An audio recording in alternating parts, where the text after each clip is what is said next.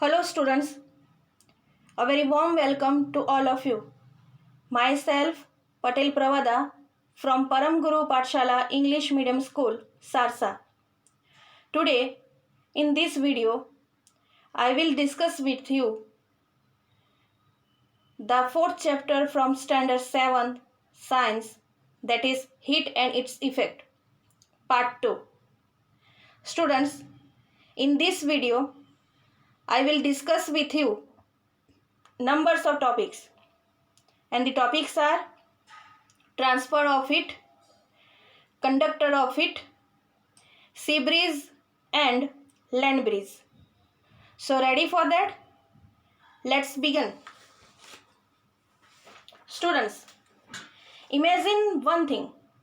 When hot tea in a cup is poured into a saucer, it is observed that the saucer gets warm and the tea a little colder.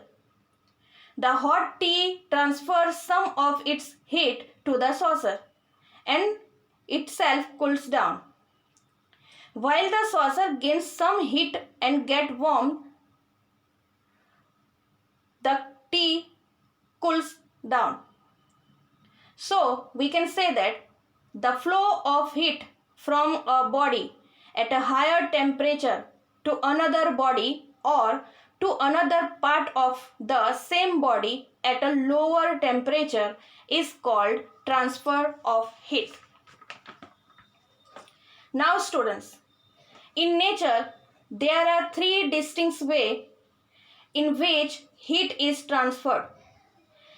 The three ways are conduction, convection and radiation.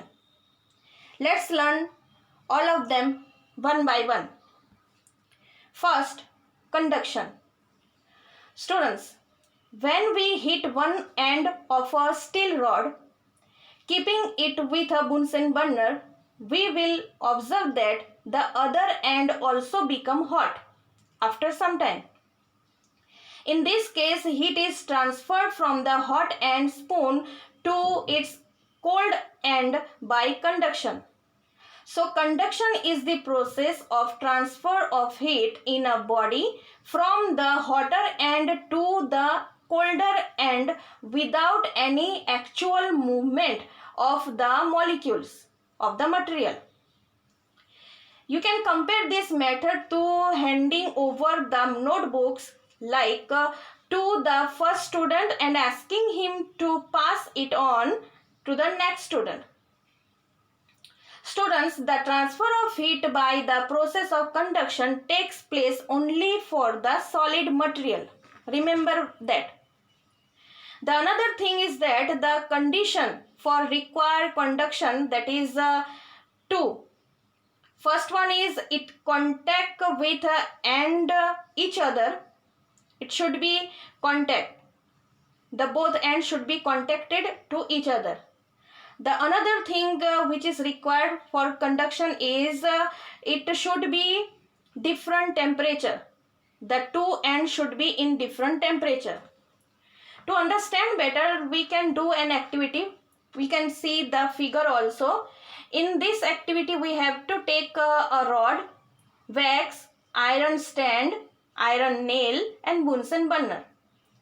First, we have to take a flat copper rod or any rod, metal rod, and fix some small iron nails at equal gap on the rod with the help of molten wax. This copper rod is clamped to the iron stand as shown in the figure. Now heat the free end of the copper rod by keeping a Bunsen burner below it. Now what we will observe? We observe that the nail nearest to the heatiest end of the rod falls down first. Then the next and finally the last farthest nail also dropped at last. What is the reason behind this? The Bunsen burner is placed below the free end of copper rod. This end gets heated by first, and whereas the other end remains cold. The heat travels gradually from the hotter end of the copper rod to its colder end and melts the wax which holds the nail. Due to this, the iron nails falls down one by one. So we can conclude that the heat is transferred from the hotter end to the copper rod to its colder end by the process of conduction. And so the heat travels solid by conduction. We can say also that. Now students, our next topic is good conductor and bad conductor. Now what is that? To understand better, we can do another activity, and for that we can take hot water in a beaker, collect some articles such as tin, spoon, then a plastic scale, pencil and divider, then dip one end of each of these articles in hot water as shown in the figure. After few minutes, touch the other end of this article. What do you observe? Do you know? We observe that the steel spoon and the divider get hot. Both are made of metals, and they allow heat to pass through them. That's why they are called conductors. On the other hand, the plastic scale, the pencil do not get hot. The scale which is made by plastic and the pencil which is made by wood, the both plastic and wood do not allow heat to pass through them. That's why they are called bad conductor, or they also called as insulator. So students, we can say that the material which allow heat to pass through them quickly are called good conductor of heat, like all metals like silver, copper, aluminium, iron, etc. On the other hand, the materials which do not allow heat to pass through them are called bad conductors of heat, like wood, paper, clothes, rubber, plastic, glass, bakelite, mud, bricks. They are also called insulator as well. So students, now we are going to learn the uses of good conductor of heat and the uses of bad conductor of heat. The material which are good conductor of heat are used where whatever heat is to be transferred fast. For example, cooking utensils. Cooking utensils are usually made up of metal like copper, aluminium, and it may be alloys also, because they are good conductor of heat. On the other hand, the bad conductor of heat like insulating handles, appliances like cooking pan, pressure cooker, electric iron, electric kettle are provided with wooden or bakelite handle. Bakelite is one kind of plastic. Because these material are bad conductor of heat, so the heat from the hot appliances does not flow to our hand. As a result, we can hold these appliances by their handle even they are hot. Now another use of bad conductor is false ceiling. False ceilings are generally made by a plaster of Paris, and they provide a layer of air between the true ceiling and the false ceiling. Between the air trapped, that's why air is the bad conductor of heat. That's why the air in between the two ceiling is bad conductor of heat, and it prevents the transmission of heat from the either sides. On the other hand, we can say the woolen garments. As we know that in winter we wear woolen clothes, like as a wool is a bad conductor of heat, and also the wool air gets trapped in between wool fiber. So air is also bad conductor of heat, and wool also bad conductor of heat. So both air and wool prevent the flow of heat from our body to the cool surroundings, and they also prevent the cool air from reaching our body, so we feel warm. On the other hand, you have maybe observe igloos in figures in different books. Eskimos make double-walled houses called igloos, which is using blocks of ice, as we can see many picture. Air enclosed in between the double wall prevents the transmission of heat generated within the igloo, and hence it keeps them warm. Another is we should know that the walls or the doors of a refrigerator have two layers with an insulating material in the middle. This material and the air entrapped between the two walls prevent heat from entering the refrigerator. The same is true in case of double-walled cold storage and double-walled icebox. Do you know, students, about Goonie bags? Maybe you have seen. Slabs of ice are covered with Goonie bags. The material used to make a Goonie bags is a bad conductor of heat and does not allow the heat flow from outside to enter into ice. Moreover, the air filled in between the spaces of Goonie bag further stop the transmission of heat from outside and prevent the ice from melting. Now our next point is convection, which is the another method of transfer of heat. Most of the liquid and gases are bad conductor of heat. Therefore, they cannot be heated by conduction. Then how they are heated?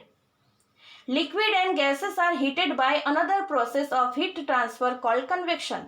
It is the process called convection. We can do an activity to understand this process, and for this we have to take a round bottom flask containing water, a tripod stand, potassium permanganate, a Bunsen burner, spatula and an iron stand. First, take a round bottom flask and fill it 2/3 with water. Gently drop a small crystal of potassium permanganate using a spatula at the bottom of the flask. The potassium permanganate crystal dissolves slowly and forms purple color solution. Heat the water by using Bunsen burner and observe the movement of the purple color. What we will observe? We observe that the purple color solution rises from the bottom of the flask up to the surface of the water and then moves downwards near the wall of the flask. How does it happen? Let's understand. When water at the bottom of the flask near the flame gets heated, it expands and becomes lighter. So the hot water rises upwards and carries the heat to the surface. The cold water present on the surface moves downwards by the side of the flask to take the place of hot rising water towards the source of heat. After some time, this water also gets heated and rises upward, and cold water from the above surface comes down again. In this case, heat is transferred from hot water at the bottom of the flask near the surface source and heat to the cold water at the top by the actual movement of water itself. This cycling movement of water is called convection current. So we can say that heat is transferred in liquid by convection process. So the process of transfer of heat in liquid or gas by the actual movement of the particles of the liquid or gas is called convection. Students, in coastal areas, breeze generally blows from the sea to the land during daytime and from the land to the sea during the night. This sea and land breeze are actually convection current. Let's see one by one. Sea breeze. Land absorbs heat faster than sea during the daytime. The land heats up more quickly than the sea water. Thus, the air above the land surface being heated expands and rises up.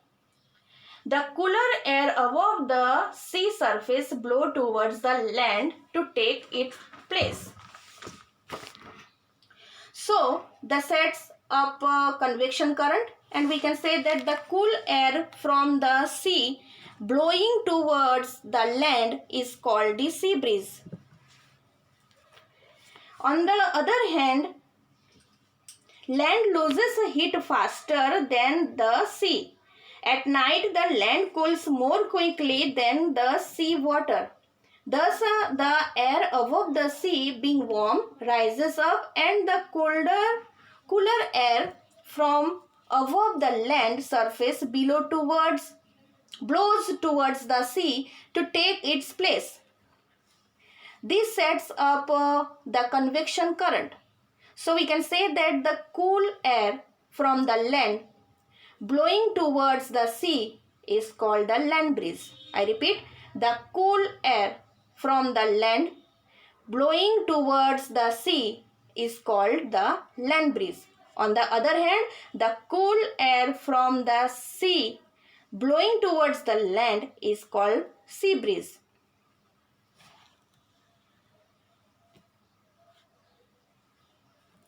Now our next point is radiation, which is the last method of transferring of heat. And we can say that the sun heat reaches us traveling through vacuum, and by radiation process it comes to us. So the heat energy transfer without need of any kind of medium is called radiant heat. Radiation is the process of transfer of heat from a hot body to a cold body without any medium. It is very important to know that without any medium. Radiation needs no medium. So radiation is the heat energy transfer without the need of any kind of medium is called radiant heat. And radiation is the process of the transfer of heat from a hot body to a cold body without any medium is called the radiation process. Students, radiation depends in two factors: the nature of its surface and the color of the object. Let's understand by an activity. To do this activity, we have to take two containers, two laboratory thermometer, wooden blocks, and rubber corks. First, we have to take two tin cans or two containers and paint one of them white and another with black color. Pour equal amount of water in both of the tin cans and fix laboratory thermometer in them, both of them, with the help of a rubber cork. Now note down the reading by the thermometer. Now place the both tin cans in bright sunshine for about an hour. The heat radiation of the sun will fall equally on both of the tin cans. After an hour, read the temperature of water in both of the cans. Again place the tin cans in shade for some time and note down the reading of thermometer. Do you know what we will observe? First, the initial temperature of the water of the both tin cans is exactly equal at first time. Then second step, when the tin cans are placed in bright sunshine, water in the black tin can is at a higher temperature than the white tin can. This shows that the black colored tin can has absorbed more heat of the sun than the white colored tin can. When the cans are placed in shade, the water in the black tin can is at a lower temperature than in the white tin can. This shows that the black colored tin can has emitted heat faster than the white colored tin can. Students, there are lots of applications of radiation in our surroundings. Let's learn some of them. Students, we wear white or light color clothes during summer because white or light color clothes absorb less heat and keep us cool. On the other hand, we wear black or dark color clothes during winter because black and or dark color clothes absorb more heat and keep us warm and we feel better. Another is the houses in hot places are usually painted their house white color or light color. This is done because the houses absorb less heat from the sun and keep cool during summer. The another thing is that the bottom of the cooking utensils is painted black while the side are sparkling bright.